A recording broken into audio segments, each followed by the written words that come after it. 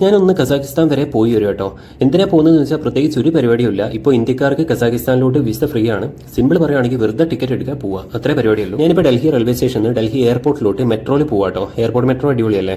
അപ്പോൾ ഇതിന് 60 രൂപ ചാർജ് ഉള്ളൂ കേട്ടോ. ഊബർ വിളിക്കുകയാണെങ്കിൽ 600 രൂപ കൊടുക്കണമായിരുന്നു. അപ്പോൾ ഞാൻ എയർപോർട്ടിലെത്തി, എൻ്റെ ഇമിഗ്രേഷൻ കഴിഞ്ഞു. പിന്നെ ജസ്റ്റ് ഒന്ന് ലോഞ്ച് കയറിയപ്പോൾ ഫുഡ് ഫ്രീ ആയതുകൊണ്ട് അത്യാവശ്യം നല്ലോണം ഫുഡും കഴിച്ചു. അപ്പോൾ ഞാൻ ഫ്ലൈറ്റ് പറക്കാൻ പോവാട്ടോ. അപ്പോൾ നിങ്ങൾ ചോദിക്കും കസാഖിസ്ഥാനിൽ പോകാൻ ഇത്ര ഈസി ആണോ എന്ന്? വളരെ ഈസിയാണ്. അതായത് നമ്മൾ കൊച്ചിയിൽ നിന്ന് കോഴിക്കോട്ടേക്ക് ഫ്ലൈറ്റ് കയറും പോലെ അത്ര ഈസി ആയിട്ട് നമുക്ക് പോകാൻ പറ്റും. പിന്നെ ഒരു റിട്ടേൺ ടിക്കറ്റ് കയ്യിൽ വെക്കണം. പിന്നെ ഡൽഹിയിൽ നിന്ന് എനിക്ക് അൽമാട്ടി വരെ എത്താൻ, കസാഖിസ്ഥാൻ വരെ എത്താൻ 13,000 രൂപയാട്ടോ ഫ്ലൈറ്റ് ടിക്കറ്റ് വന്ന്. അത്ര എക്സ്പെൻസീവ്. വേഗം ഇറങ്ങുന്നുണ്ട്. നമുക്ക് എന്തായാലും ആദ്യം തന്നെ പാസ്പോർട്ടിൽ സീൽ വാങ്ങി വരാട്ടോ. സീൽ കിട്ടി. ഞാൻ കസാഖിസ്ഥാനിൽ എൻ്റർ ആയിട്ടോ. ഇവിടെയും ഇമിഗ്രേഷൻ ബേസിൽ ഒരു ക്വസ്റ്റ്യൻസും ഇല്ല കേട്ടോ.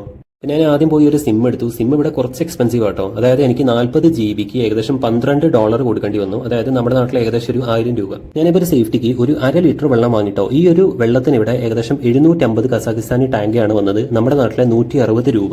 ഫസ്റ്റ് എന്നെ ഇത്രയും പൈസ പൊട്ടിയപ്പോൾ ഞാനൊരു കാര്യം തീരുമാനിച്ചു. ഇനി എന്തായാലും നമുക്ക് രാവിലെ വരെ ഇവിടെ നിൽക്കാം. എന്നിട്ട് രാവിലെ ഏതെങ്കിലും ബസ്സിൽ കയറി നമുക്ക് സിറ്റിയിലോട്ട് പോകാം.